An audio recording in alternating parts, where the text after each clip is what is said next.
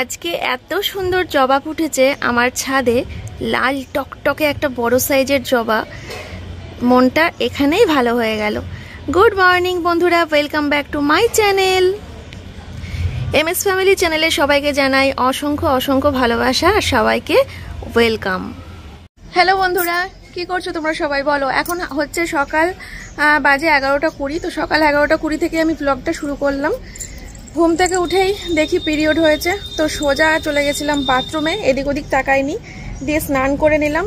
স্নান টান করে তারপরে আসলাম ছাদে জামা কাপড় মেলতে। দেখো পুরো ছাদ প্যাকড আপ, এই যে একদম ওই মাথা থেকে এই মাথা পর্যন্ত সব কেচে মেলে দেওয়া হয়েছে, ঠিক আছে। আর এই যে ছোটগুলো সব এইখানে মেলে দিয়েছি।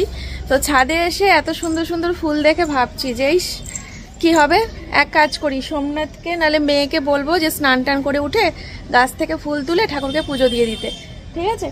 কি সুন্দর জবা ফুটেছে আজকে, হলুদ ফুলগুলো অনেকগুলো ফুটেছে, সাদা ফুলও কত ফুটেছে। তো যাই হোক চলো নিচে যাব, বেডশিটটা একটু চেঞ্জ করতে হবে। কদিন আগে হোয়াইট কালারের একটা বেডশিট পেতেছিলাম, তোমরা দেখেছিলে, তো ওটা চেঞ্জ করে দেখি অন্য কিছু পাতবো। আর হচ্ছে রান্নাঘরে যাব, রান্না বসাবো। দিদি তো সকালবেলা এসে বাসি কাজ করে দিয়েই গেছে। আর ওদিকে ম্যাডাম এসছে, ম্যাডাম এখন মেয়েকে পড়াচ্ছে। সোমনাথ তো জিম থেকে চলে এসেছে, আজকে অনেক তাড়াতাড়ি এসেছে, 11টার সময় কখনো আসে না, ওর আস্তে আস্তে 12:15 11:30 এরকম বাজে। আসলে কারেন্ট চলে গেছিলো ওখানে, আমাদের এখানেও চলে গেছিলো, তো সে কারণেও চলে এসছে তাড়াতাড়ি। ঢেঁড়স গাছের ফুলটা দেখো কি সুন্দর দেখতে লাগছে গো, এই ফুল দিয়েও তো পুজো দেওয়া যায়। না না, মজা করলাম। এইদিকে দেখো বেগুনের ফুলগুলো ভরে গেছে, কিন্তু অনেক হয়েছে। তো বন্ধুরা, সোমনাথকে ফল কেটে দিলাম, টক দই দিলাম, আর হচ্ছে এদিকে ম্যাগি বসিয়েছি। মেয়ের এক্ষুনি ছুটি হয়ে যাবে, মেয়েকে ম্যাগি দেবো। আর আমি ছাতু শরবত খাবো, ছাতু শরবতটা খেয়ে রান্না শুরু করবো আর কি। সকালবেলা অর্ডার দিয়েছিলাম হচ্ছে ফোন করে রুই মাছ আর পেঁপে, তো চলে এসেছে দেখো রুই মাছ আর পেঁপেটা।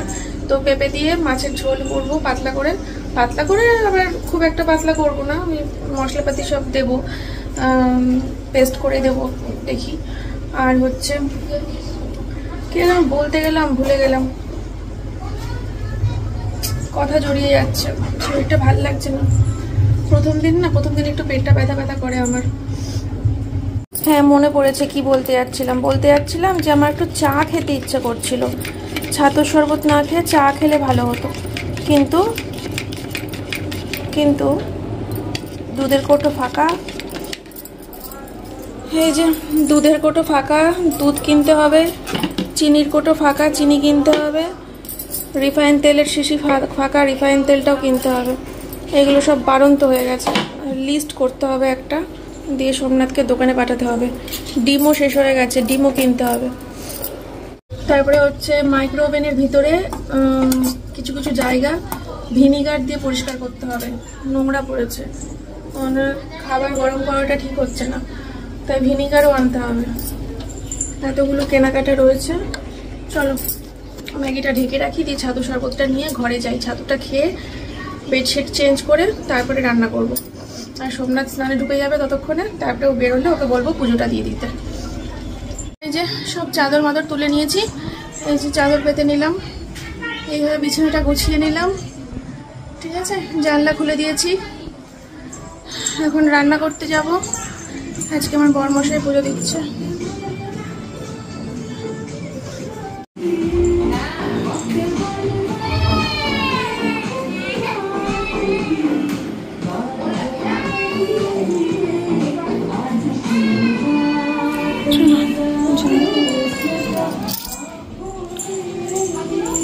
কপিরাইট আসবে না তো আবার? মেয়ের পড়ার ক্লাসটা শেষ হলো, খেয়ে নাচের ক্লাস শুরু হলো।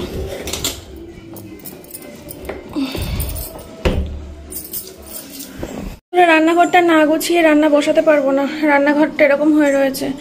এই কি বলে চাল কুমড়ো, এটা দেখো গাছে হয়েছিল, তো এই চাল কুমড়োটা আজকে করব না, এটা হচ্ছে কালকে করব চিংড়ি মাছ দিয়ে, ঠিক আছে। আর এই জায়গাটা এখন গুছাতে হবে, গুছিয়ে তারপরে আমি আসছি, এগুলো রেডি করি, বুঝলে। মাছ ধুতে না আমার এনার্জি পুরো চলে গেল।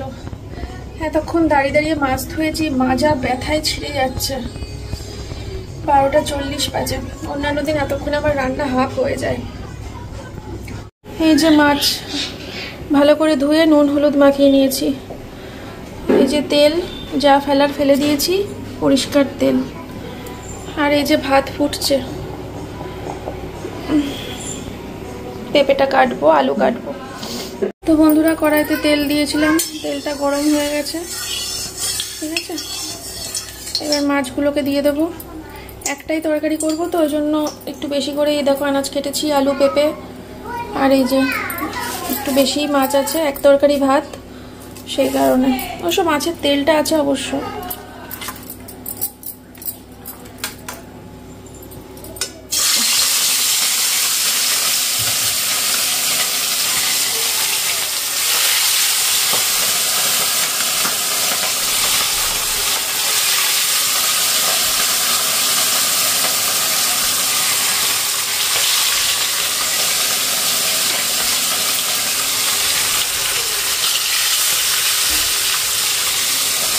আর এক পিস দেওয়া যাবে, এই জায়গাটা করে দেওয়া যাবে না।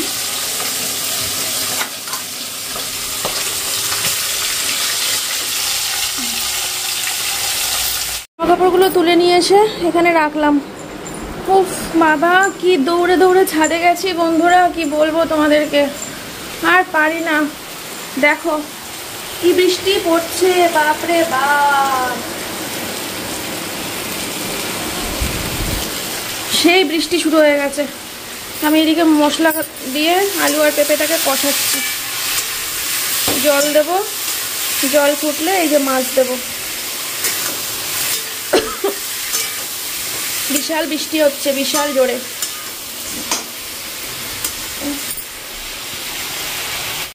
ঝোলটা ফুটে উঠেছে,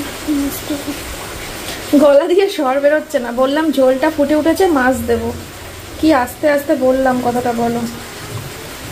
ভাল লাগছে না। কটা বাজে? 1:35। আমি ঘরে যাব মাছটা দিয়ে।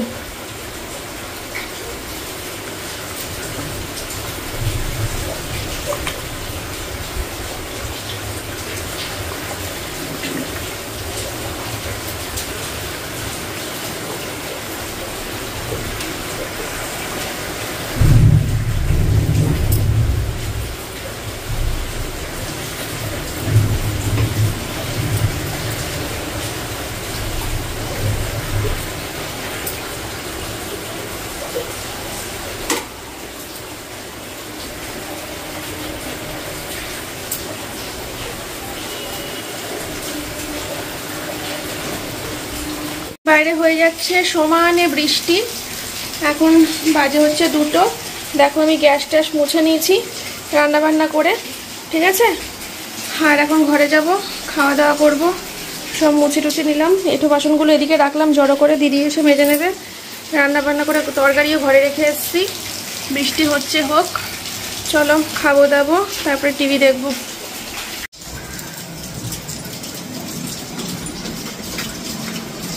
সুন্দর বৃষ্টি। মেয়েকেও স্নান করানো হয়ে গেছে। মেয়ে নাচের ক্লাসটা হওয়ার পর তারপরে ওই বাড়িতে গেছিলো খেলতে ননদের ছেলের সাথে। খেলা হয়ে গেল, আমাকে স্নানটাও করিয়ে দিয়েছি। সকাল থেকে ব্যবসার ফোনটা খোলা হয়নি এক ফোঁটাও। খাওয়া দাওয়া করে শুয়ে তারপরে খুলব।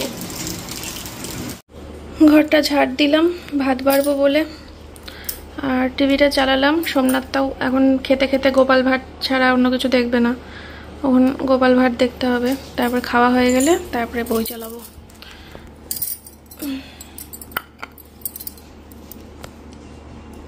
এই যে মাছের তেল, আর এই হচ্ছে মাছের ঝোল।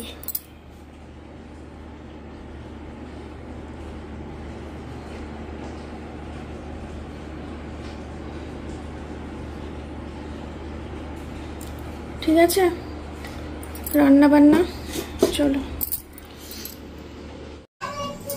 হ্যালো বন্ধুরা, এখন বাজে হচ্ছে সন্ধ্যা 7:30। ভালো করে ব্লগ দিতে পারলাম না আজকে, তার জন্য সবার কাছে সরি। আর সারাটা দুপুর শুয়েছিলাম, শুয়ে শুয়ে তারপরে এখন আর না উঠে থাকতে পারলাম না।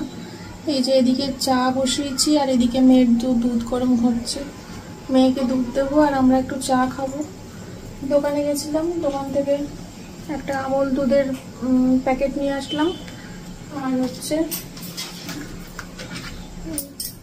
ডার্ক চকলেট নিয়ে আসলাম। পিরিয়ডের টাইমে খাওয়া ভালো শুনেছি। আমার সোজা হয়ে না দাঁড়াতে পারছি না, তলপেট ছিঁড়ে যাচ্ছে ব্যথায়। ব্যথাটা বেড়েছে বিকেল থেকে।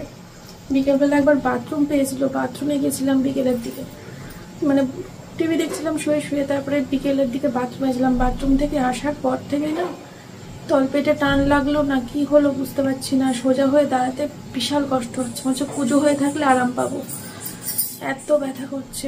ব্যথার চোটে না দর দর করে ঘামছি আমি। দেখো বুঝতে পারছো কিনা জানি না, প্রচন্ড ঘামছি, চোখ মুখ পুরো গেছে গোল্লায়, মানে এত পরিমাণে যন্ত্রণা হচ্ছে। রানাঘাটে একটা ডেলিভারি রয়েছে, দূরে দূরে দিল্লি, বোম্বে, মাদ্রাজ চলে যাচ্ছে। আর রানাঘাটের ডেলিভারিটাই তো রোজই যাচ্ছি যাবো করে যাচ্ছি, যাওয়ার হচ্ছে না। তো দেখি যদি আমার 8টা-9টার দিকে শরীর ভালো লাগে তাহলে যাবো, না হলে পরে আজকেও ডেলিভারি দিতে পারবো না, কালকে। আর মুদিখানার কিছু জিনিস শেষ হয়ে গেছে, ওগুলো বলে রেখে এসেছি ছেলেটাকে, ও রেডি করে রাখবে এই দুধ আনতে গিয়ে। তো যাই হোক, চলো চাটা খাই, পরে আসছি। যদি শরীর ভালো লাগে আমি পরে আবার আসবো তোমাদের সামনে। এভাবে এসে কথা বলাটাও তোমাদেরও অস্বস্তি, আমার নিজেরও অস্বস্তি।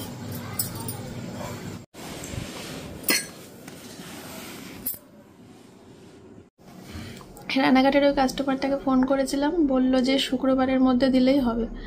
তো আমি রেডি যখন হয়ে গেছি, তো একটু বেরোবো, কিছু কেনারও রয়েছে। তো চলো যাই বাইরে, বাইরে গেলে শরীরটা ভালো লাগবে। চলো যাই, চলে যাই দূর, বহু দূর। দূরে আর কোথায় যাব? তো এসির মধ্যে থাকতে থাকতে আরো বেশি শরীর খারাপ লাগছে। এসি বন্ধ করে দিলেও আবার অস্বস্তি করছে বন্ধ ঘরের মধ্যে। তো বাইরে গেলে পরে ভালো লাগবে। মাথা যন্ত্রণা করছে। বিশাল মুডে আছে তোমাদের সোমনাথদা, বিশাল মুডে। দুখানা বই দেখলাম। আমি তো শনি রবি থাকি, উইকেন্ড। দুখানা বই দেখলাম, দুখানায় একদম জোলো থেকে জোলো বই।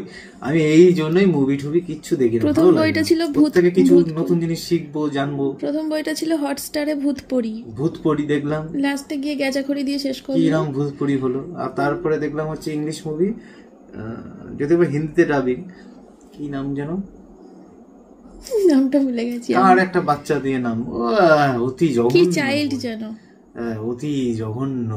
ওটাও ফিনিশিংটা একদম জঘন্য। অনেকদিন ব্লগিং করি না, আমার ইচ্ছা করছে তোমাকে দেখে। দুটো বই খুব বাজে ছিল, দুপুরটা খুব বাজে কেটেছে, তার মধ্যে অসহ্য যন্ত্রণা, তার মধ্যে এখন আবার মাথা যন্ত্রণা শুরু হলো। যাই বাইরে, চলো। আমার একটু চেহারা হয়েছে আগের থেকে, নাকি রোগা হয়েছে? বিশাল চেহারা হয়েছে। বিশাল বলতে কোন জায়গাটা হয়েছে? হাত ফুলেছে, বুক ফুলেছে। তাই তোমরা কমেন্ট করে জানাও তো চেহারা হয়েছে, মানে একদম প্রথমে জামা পরে কি করে বুঝবে ওরা চেহারা হয়েছে কিনা? চেহারার গঠন দেখলেই, সামনে থেকে দেখলেই বুঝে যাবে। একদম যখন প্রথম দিকে যখন চ্যানেল খুলেছিলাম সেই আকাশ পাকাশদের সঙ্গে, না ওই সময় গুবলু ছিল, একদম ওইটা গুবলু হয়েছিল একদম। ওই চেহারাটা আর ফিরবে না, ওটা গুবলু ওই চেহারাটা আমার খুব ভালো ছিল সব থেকে। বাড়িতেই তখন সবকিছু করতাম, ব্যাম ট্যাম, গব্বর সিং এর মধ্যে গোপ ছিল। ওফ, এখন আর ওই গোপ ফোপ। বাঙালির এই একটা দোষ, গোপ ফোপ। ফোপটা কি তুমি বলো না? মনে হচ্ছে রান্না বান্না, মানুষ ফানুষ করে, ভূত করি না আমি বলি না। চলো বাইরে যাব, বাইরের হাওয়াটা চোখে মুখে লাগাবো, ভালো লাগে না। সোমনাথ মুকুটমণিপুর দেখছিল, ভালো জায়গা, কিন্তু বাইকে করে যাওয়ার জন্য। যেই দেখেছে 6 ঘন্টা, আমি বললাম থাক, 6 ঘন্টা যদি হয় তাহলে আর একটু টাইম বাড়ালে দিভাইয়ের বাড়ি যাওয়া যায়। হ্যাঁ কি, 12 ঘন্টা, মানে তোমার এখানে শিলিগুড়ি যেতে আমাদের যদি সকাল যদি বেরোই, সকাল কি ইচ্ছে করে জানো, বাইকে করে সোনা দাদা বৌদির বাড়ি যেতে, বাইকে করে সোনালিদির বাড়ি যেতে, বাইকে করে করে দার্জিলিং যেতে, বাইকে করে পারলে আমি ইয়েই চলে যাই, ওই যে কি যেন, আরে লাদাখ বাইকে করে পারলে চলে যাই। তারপরে ধরো কাশ্মীর চলে যাই বাইকে করে, খুব ইচ্ছে করে। পারতামও, আমার কোনো ব্যাপার নেই, আমি এখন আমার পিছু টানবে, ওই জন্য পসিবল না। ওই একটা জায়গাতে আমি আটকে গেছি। মেয়ে যখন বড় হয়ে যাবে, চাকরি বাকরি করবে, তখন আমাদের আবার তখন আমাদের বয়স হয়ে যাবে অনেক, তখন আর হবে না। এই জন্য কি করতে হতো, এই সময় বিয়ে করতে হতো, কিংবা বিয়ের সাথে সাথে বাচ্চাটা নিয়ে নিতে হতো। ওই 18 বছর বয়সে বিয়ে হয়েছে, 19-20 বছর বয়সে বাচ্চা নিয়ে নিতাম। এই সময়টা তাহলে আমাদের মেয়ে হয়তো চাকরি বাকরি করতো। বাচ্চা প্ল্যানিং করা সেটা হচ্ছে সব থেকে একটা গুরুত্বপূর্ণ ভাইটাল জিনিস একজন বিবাহিত দম্পতি। যারা এটা ভাবে যে বিয়ে করেই বাচ্চা নিয়ে নেবো, না না, বিয়ের পরে পরে আমাদের প্রচুর চাপ, ফিনান্সিয়াল কন্ডিশন, সোমনাথ কোনোদিনও নেয়নি, সমস্ত কিছু দেখে শেখে। তারপরে আমি লাস্ট যখন সফটেজ কোম্পানিতে যখন কাজে ঢুকলো, তখন বাচ্চা নিয়েছে। যে হয় ব্যাস, কাজ চলে গেল। কি ফ্যামিলি প্রেসার, পাড়াপড়শির লোক সবাই তো বলতোই 6 বছর হয়ে গেছে এখনো বাচ্চা হয় না, এটা তো সবাইকে শুনতে হয়েছে। কিন্তু ওই ভালো কাজে ঢুকলো, তারপরে নিলাম। এখন এই সময়টা এসে মনে হয় যা বাইকে করে এরকম যেতে পারতাম যদি ভালো হতো। কোনো অসুবিধা নেই, কিন্তু মায়ের কাছে মেয়েকে রেখে দিয়ে আমরা দিব্যি বাইকে করে বেরিয়ে যেতে পারি, কিন্তু আমি থাকতে পারবো না, কষ্ট হবে। আমিও থাকতে পারবো না, কষ্ট হবে। মেয়ে কি করছে, মেয়ে কি করছে, কষ্ট হবে। আর সব থেকে বড় কথা, মেয়েরও কষ্ট হবে। মেয়ে খুব আমাদের মাথার মধ্যে একটা জিনিস কাজ করে। রাস্তায় বেরোলে আমরা বেশিরভাগই, আমি আরো বেরোই বাইকে করে, মেয়েকে খুব কম নিয়ে বেরোই, কারণ বাইকের অ্যাক্সিডেন্টটা খুব বেশি হয়। তো এবার বাই চান্স দেখা গেল আমরা দুজনে বেরোলাম, কোনো একটা অ্যাক্সিডেন্ট ঘটলো, আমার মেয়েটার কি হবে? এবার দুজনের মধ্যে একজন গেলে তাও ঠিক আছে, চলে যাবে, মানে চলে যাবে বলতে তাও গার্জেন হিসেবে কেউ থাকবে, কিন্তু ওই সমস্যাটা ওটা ভেবেও একটু কেমন কেমন লাগে। তো এইভাবে কি রাস্তাঘাটে কেউ বেরোচ্ছে না? ওই জন্য দোকানে যখন যাই না হাই রোড দিয়ে, মেয়েকে কোনোদিনও দোকানে নিয়ে যাওয়ার কথা ভাবি না আমি। আর ওই দোকান যাওয়ার সময় যখনই বেরোই, তখনই মেয়ে বলে, মা টাটা, তাড়াতাড়ি আসবা কিন্তু, আমি অপেক্ষা করব। ওই হাই রোডে যখন সোমনাথ গাড়ি চালায়, মেয়ের কথাগুলো কানে বাজে, মা টাটা, তাড়াতাড়ি আসবা কিন্তু, অপেক্ষা করব, ইনকেস কিছু হয়ে যায় যদি। এই টেনশনটা খুব কাজ করে আমার মধ্যে, খুব কাজ করে। এবার কি হয় বলতো, রাস্তাঘাটে তুমি যতই ভালোভাবে গাড়ি চালাও, ও অ্যাক্সিডেন্ট তো বলে কয় না, কোন সময় কে কি। লরিওয়ালা গুলো তো তেল খেয়ে গেল, ওরকম লরিওয়ালা গুলো ওরকম, সব লরিওয়ালা ওরকম হয় না, ওটা ফালতু কথা। আর কে কি জেনে শুনে অ্যাক্সিডেন্ট করে? এই যে কিছু কিছু গাড়ি যেমন ওই 4 চাকা হুশ করে ওভারটেক করে, ইচ্ছা করে সেগুলো আলাদা বিষয়, চুলকানি থাকে। চলো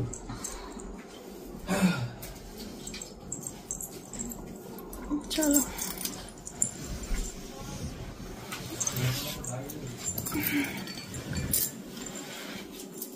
পেটের ব্যথাটা গিয়ে আস্তে আস্তে আস্তে আস্তে আস্তে পেট থেকে এখান থেকে উঠলো, এখান থেকে ব্যথাটা উঠে উঠে উঠে উঠে উঠে উঠে উঠে উঠে উঠে সব গিয়ে জমা হলো মাথার চাঁদিতে। মাথার চাঁদি ব্যথায় জাস্ট ছিঁড়ে যাচ্ছে, পেট ব্যথাটা কমেছে।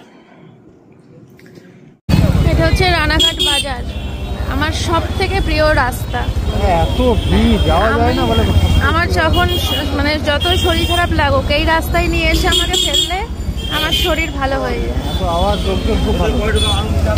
আমি মারা যাওয়ার পরে রাস্তা দিয়ে একবার ঘুরিয়ে নিয়ে যাবা। অত সময় নেই, একবার বলছে তোমার পাড়া থেকে ঘোরাতে, একবার এখানে অত সময় নেই। ওই তো আমার পাড়া হয়ে রানাঘাট বাজার পুরো ঘুরিয়ে তারপরে। হ্যাঁ হ্যাঁ,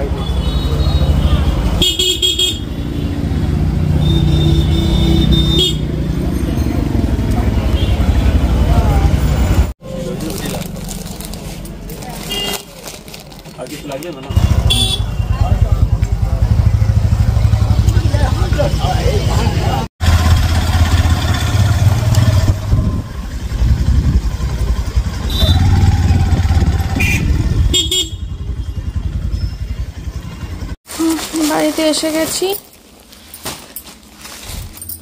এই ঢুকলাম, 9:30 বাজে। এটা কিনলাম, শেষ হয়ে গেছিল। আর কিনলাম হচ্ছে ডার্ট, আমার ব্যাগে সবসময় থাকে। ডার্ট শেষ হয়ে গেছিলো, আর 1 পিস রয়েছে আমার কাছে। আর একটা ব্লাউজ বানাতে দিয়েছিল, এটা একটা সুতির শাড়ির ব্লাউজ, সুতির শাড়ির মধ্যে ব্লাউজ পিস থাকলে হেভি লাগে আমার, সেই ব্লাউজটা বানিয়ে পরতে শাড়ির সাথে, বুঝলে? দেখাবো কোন একদিন পরে কোন শাড়ির ব্লাউজ।